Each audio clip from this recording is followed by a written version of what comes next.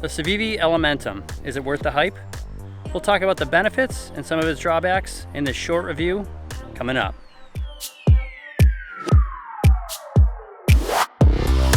Welcome to the journey. My name's Kyle. Today we're camping in Connecticut and I wanted to take a quick look at the Civivi Elementum for you. I've been carrying this knife for about 6 months and I feel like I can now give you a good honest opinion about what it's all about. So let's first take a look at some general specs. It has a 2.96 inch blade and 6.99 inches overall. The handle is 4 inch by 1 inch and almost a 1/2 inch thick. It has a cutting edge of 2 5/8 inches. It's 2.89 ounces and has a stainless steel black deep carry clip. It's non-reversible and top up right hand carry only. It's probably the most common and it is my preference, but your mileage may vary. This particular model has a satin D2 tool steel blade and green micarta scales.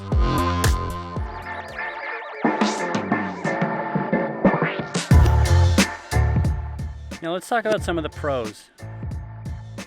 This knife is basic in design and materials, but fantastic in execution, and that's really where it shines. Plus for the price around $50, it's hard to complain about too much of anything really. The handle is rounded on the back end with smooth yet grippy jimping in all the right areas. It has nice solid Torx fasteners, has a caged ball bearing and flipper tab that makes the action smooth and enjoyable. And honestly, it's really hard to find anything that has ball bearings at this price.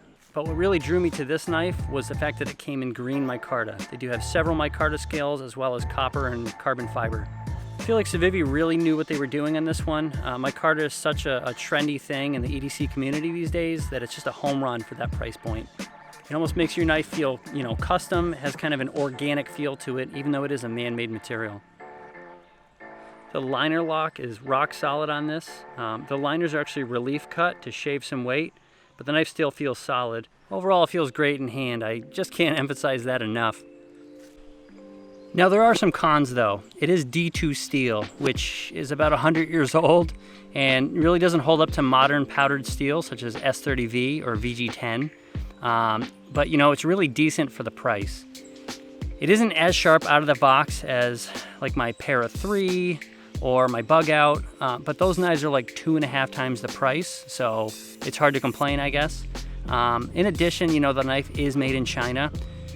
So some of you like to buy American. I'd put myself in that boat as well. I like to buy things as locally as possible. So that might be a deal breaker for some of you. Like I said, everyone has their price, and it was hard for me to pass up a $50 knife that was turning out to be this promising. This knife probably isn't the best option for like a backpacking knife or a bushwhacking knife, that's for sure. So it has its place, know what it is and know what it isn't. To me, this is a perfect everyday knife that you just take with you. If you have one knife to fit 90% of your needs, this probably is it.